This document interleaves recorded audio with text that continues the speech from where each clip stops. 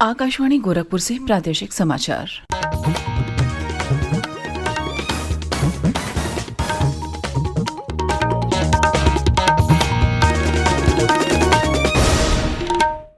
नमस्कार, समाचार बुलेटिन के साथ में शिवानी अरोरा। पहले मुख्य समाचार।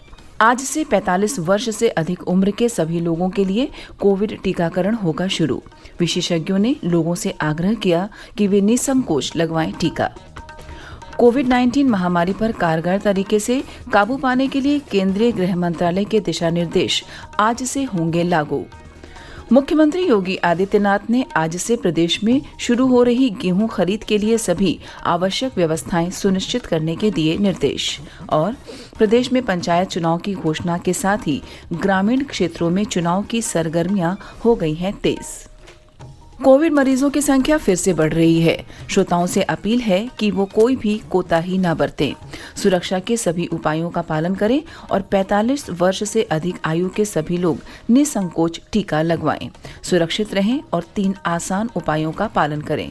मास्क पहनें, 2 गज दूरी है जरूरी, सुरक्षित दूरी बनाए रखें, हाथ और मुंह साफ रखें। अब समाचार विस्तार से।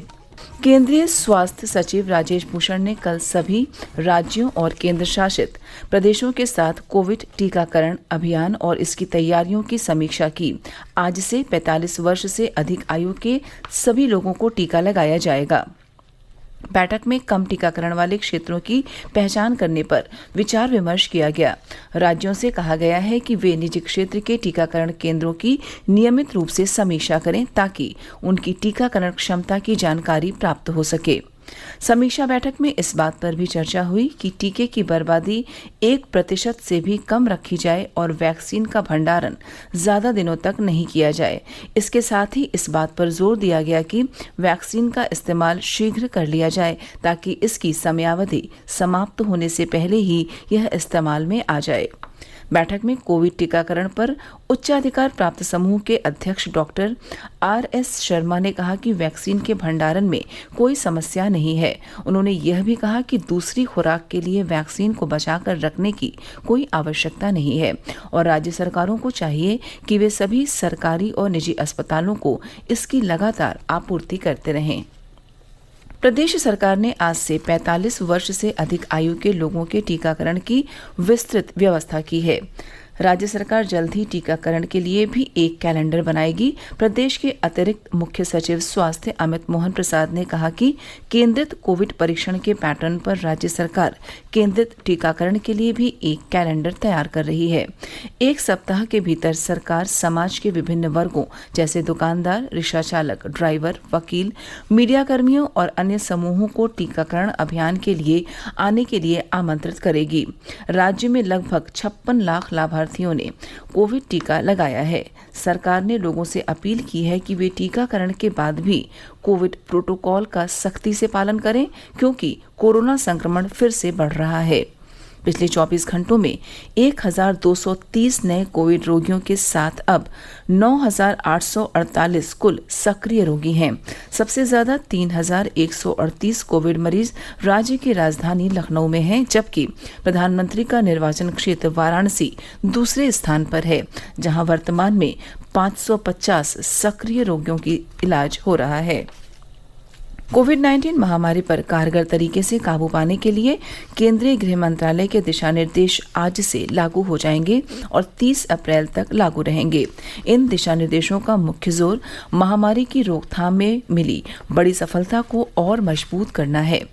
महामारी की रोकथाम में मिली सफलताएं सक्रिय मामलों की संख्या में पिछले 5 महीनों से आ रही लगातार गिरावट से स्पष्ट रूप से देखी जा सकती है। देश के कुछ भागों में कोविड-19 के मामलों में फिर से तेजी को ध्यान में रखते हुए गृह मंत्रालय के ताज़ा दिशा निर्देशों में राज्य सरकारों और केंद्र शासित प्रदेश प्रशासनों के लिए जांच, निगरानी और इलाज पर कड़ाई से अमल करना जरूरी हो गया है। राज्यों और केंद्र शासित प्रदेशों को भी यह सुनिश्चित करना होगा कि लोग कोविड संबंधी एहतियात का पालन करें और सभी आयु वर्ग के लोगों के लिए टीकाकरण अभियान तेज किया जाए।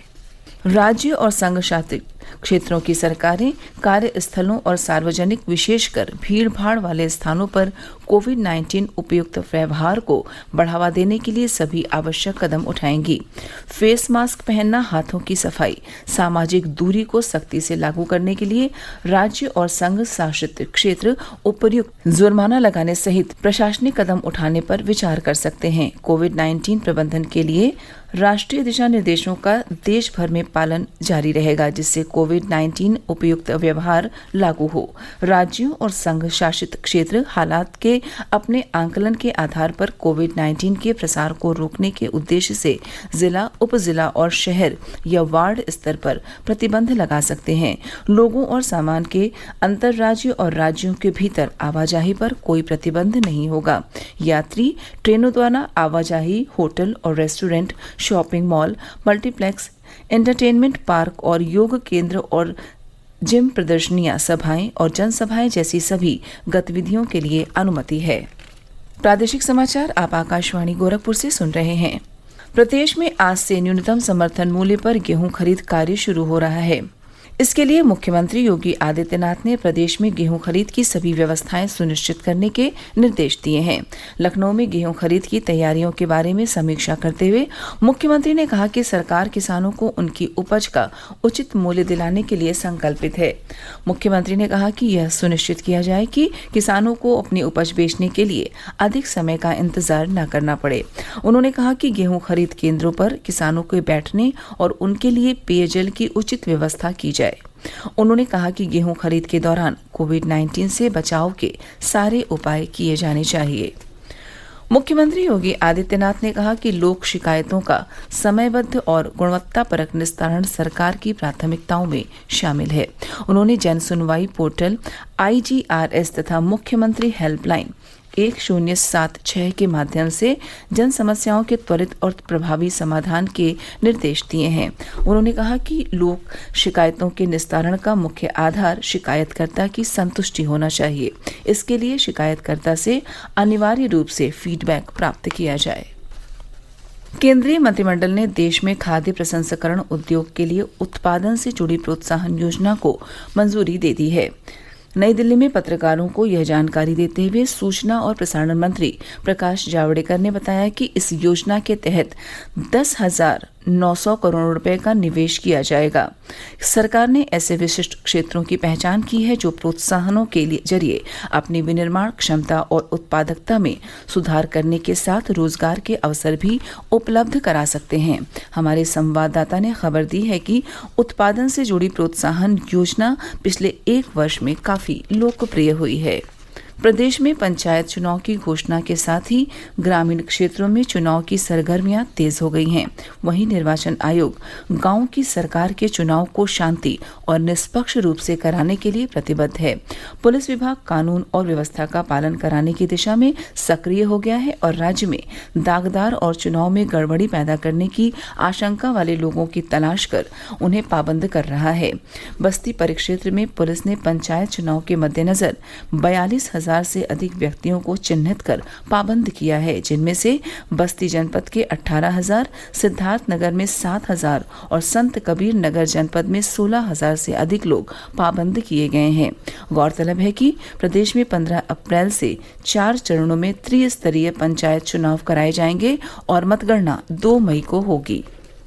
प्रदेश में आगामी पंचायती चुनाव के दौरान ड्यूटी पर लगाए गए दंपति में से एक को ड्यूटी से अवमुक्त रखा जाएगा। आयोग की विज्ञप्ति के अनुसार यदि सरकारी नौकरी में कार्यरत पति पत्नी दोनों में से किसी एक के द्वारा चुनाव ड्यूटी से मुक्त रखने के संबंध में कोई प्रार्थना पत्र दिया जाता है तो उनके बच्चों की देखभाल के मद्देनजर दोनों में से किसी एक को निर्वाचन ड्यूटी से मुक्त रखने पर सहानुभूतिपूर्वक विचार किया जाएगा। इसका आशय का पत्र सभी जिलाधिकारियों को भेजा गया है। और अंत में इस बुलेटिन के मुख्य समाचार एक बार फिर। आज से 45 वर्ष से अधिक उम्र के सभी लोगों के लिए कोविड टीकाकरण होगा शुरू। विशेषज्ञों ने लोगों से आग्रह किया कि वे निसंकोच लगवाएं टीका। कोविड-19 महामारी पर कारगर तरीके से काबू पाने के लिए केंद्रीय गृह मंत्रालय के दिशा निर्देश आज से होंगे लागू। मुख्यमंत्री योगी आदित्यनाथ ने आज से प्रदेश में शुरू हो रही गेहूं की खरीद के लिए सभी आवश्यक व्यवस्थाएं सुनिश्चित करने के दिए निर्देश और प्रदेश में पंचायत चुनाव की घोषणा के साथ ही ग्रामीण क्षेत्रों में चुनाव की सरगर्मियां हो गई हैं तेज। इसी के साथ प्रादेशिक समाचार समाप्त हुए। नमस्कार।